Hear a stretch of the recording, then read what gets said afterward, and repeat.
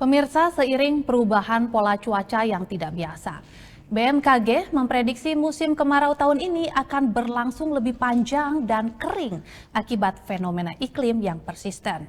Kondisi ini memang menjadi tantangan bagi sektor agrikultur, namun di sisi lain justru membuka peluang besar bagi industri pariwisata, khususnya sport tourism berbasis aktivitas luar ruang. Namun demikian, di balik peluang tersebut tetap ada resiko yang perlu diantisipasi. Mulai dari suhu panas ekstrim, kekeringan, hingga potensi kebakaran lahan. Meledaknya tren sport tourism di tahun 2026 ini beririsan dengan momentum unik anomali cuaca. Berdasarkan laporan perakiraan dari Badan Meteorologi, Klimatologi, dan Geofisika (BMKG), Indonesia diprediksi menghadapi musim kemarau yang lebih panjang dan kering akibat fenomena iklim yang lebih persisten. Meski menantang bagi sektor agrikultur, kondisi ini justru menjadi katalis bagi sport tourism. Minimnya curah hujan memberikan kepastian jadwal bagi penyelenggara outdoor mega events seperti maraton, balap sepeda, hingga golf yang seringkali terkendala cuaca buruk.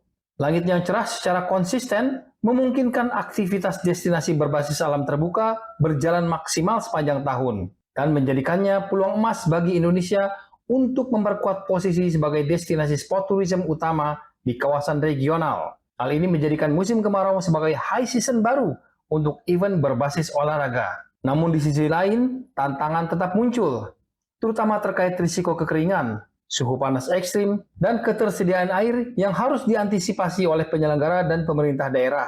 Diharapkan, sport tourism tidak hanya menjadi tren gaya hidup, tetapi juga strategi adaptif pariwisata terhadap perubahan iklim. Jika dikelola dengan tepat, sport tourism berpotensi menjadi motor pertumbuhan utama pariwisata Indonesia di tengah tekanan musim kemarau yang panjang 2026.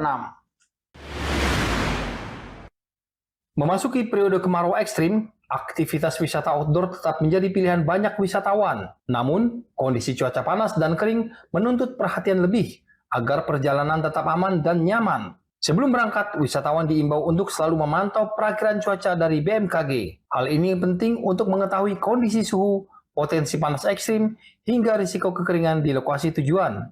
Pemilihan waktu aktivitas juga menjadi kunci. Wisata outdoor disarankan dilakukan pada pagi hari atau sore menjelang malam. Sementara pada siang hari, antara pukul 11 hingga 3 sore, sebaiknya dihindari karena merupakan puncak suhu tertinggi. Selama beraktivitas, wisatawan wajib menjaga hidrasi tubuh. Minum air secara rutin setiap 15 hingga 20 menit menjadi langkah penting untuk mencegah dehidrasi dan heat stroke. Penggunaan topi, kacamata hitam, serta sunscreen dengan SPF minimal 30 juga sangat disarankan untuk melindungi diri dari paparan sinar matahari langsung.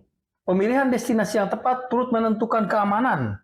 Lokasi dengan vegetasi rimbun seperti hutan atau area air terjun menjadi pilihan lebih aman karena suhu lebih sejuk dan ketersediaan air yang memadai.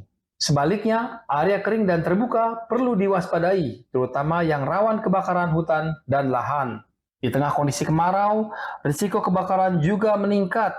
Wisatawan diingatkan untuk tidak menyalakan api sembarangan, serta selalu mematuhi aturan di kawasan wisata. Kewaspadaan ini menjadi penting dalam menjaga keselamatan bersama. Dengan persiapan matang dan kewaspadaan terhadap kondisi cuaca, wisata outdoor di tengah kemarau ekstrim tetap dapat dinikmati, sekaligus menjadi bagian dari gaya hidup aktif yang kini semakin digemari masyarakat. Tim Liputan Eljon Media melaporkan.